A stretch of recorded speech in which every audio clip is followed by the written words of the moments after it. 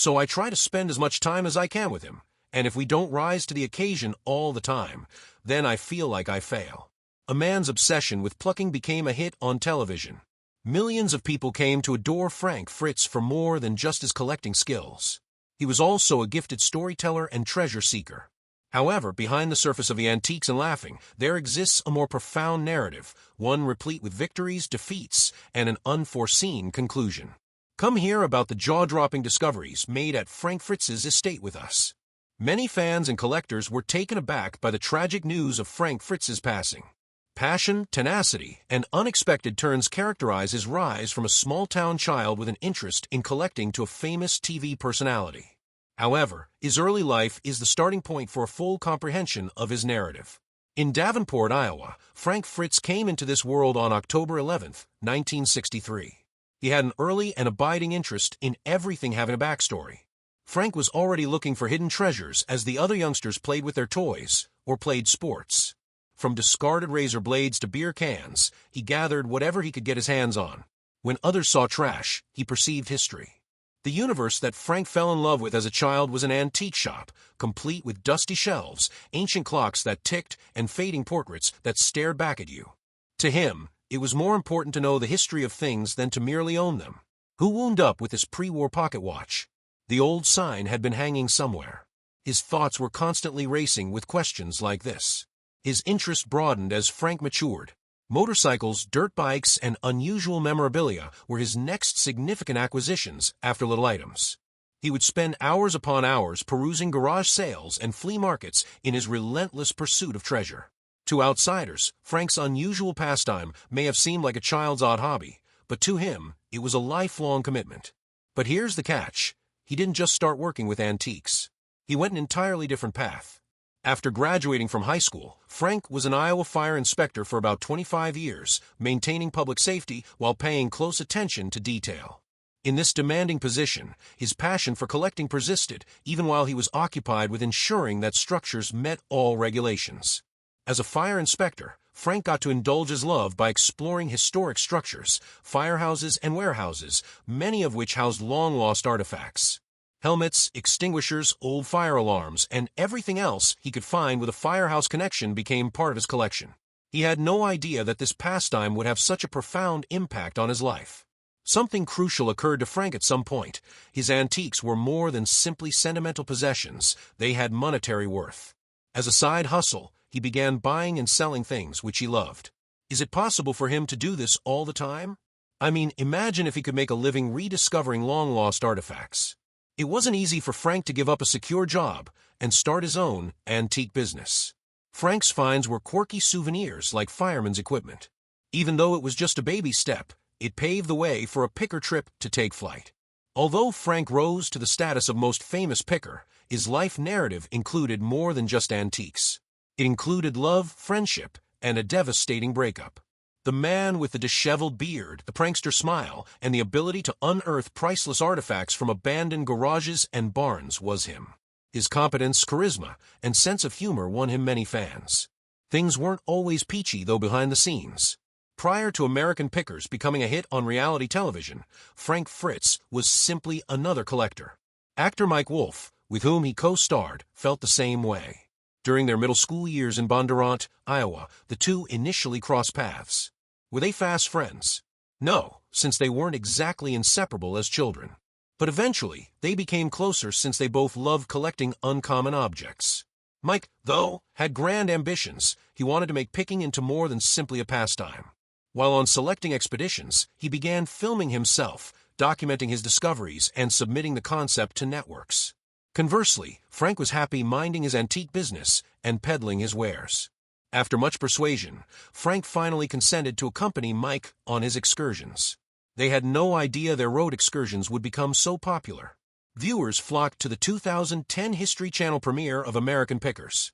After its debut, Mike and Frank's quest around the United States, seeking priceless antiques, unique trinkets, and hidden gems, was an easy yet compelling idea.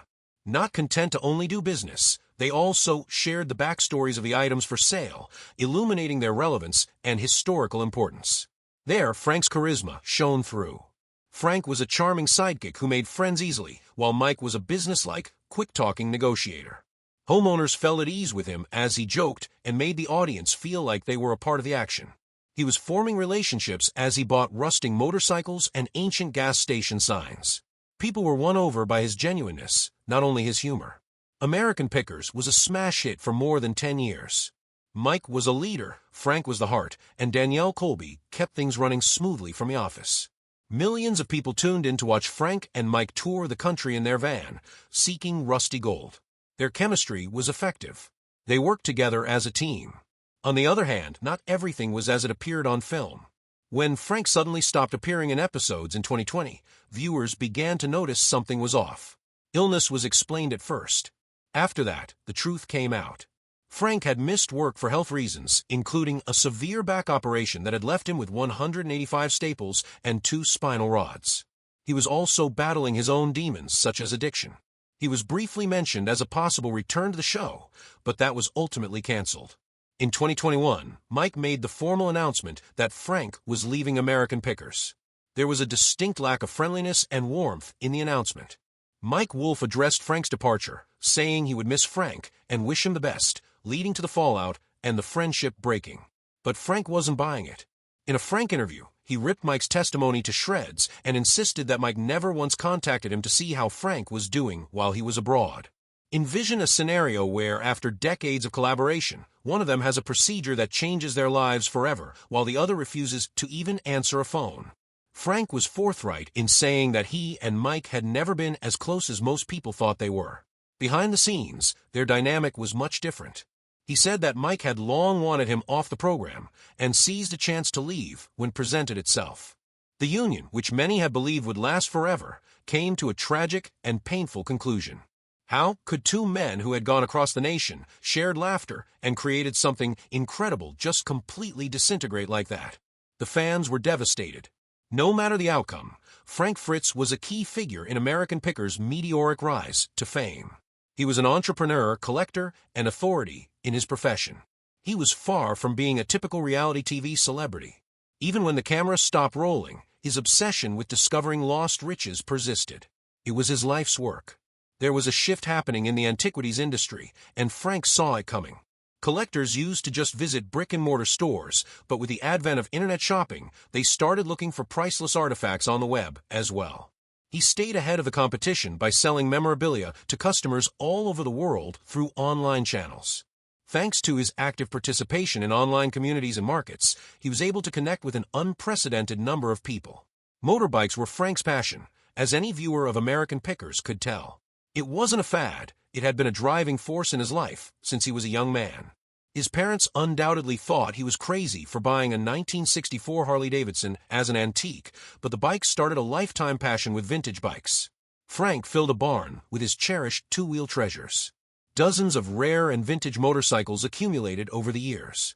He chose to share his knowledge with the world rather than keeping it to himself. He published a book in 2013 called How to Pick Vintage Motorcycles, a guide that explained how to locate, purchase, and care for vintage motorcycles.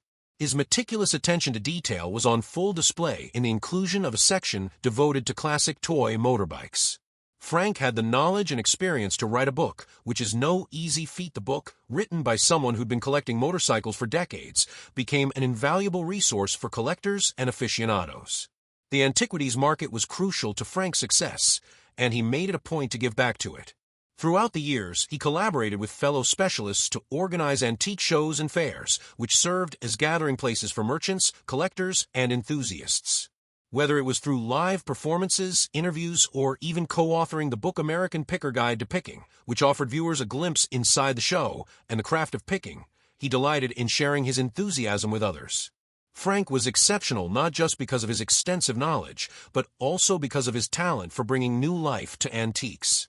His descriptions brought the past to life, whether he was describing a vintage petrol pump or an unusual toy from the 1950s. For him, collecting was about more than just a mass of material possessions. It was about honoring the past and sharing the tales of the people and events that gave each object its unique character.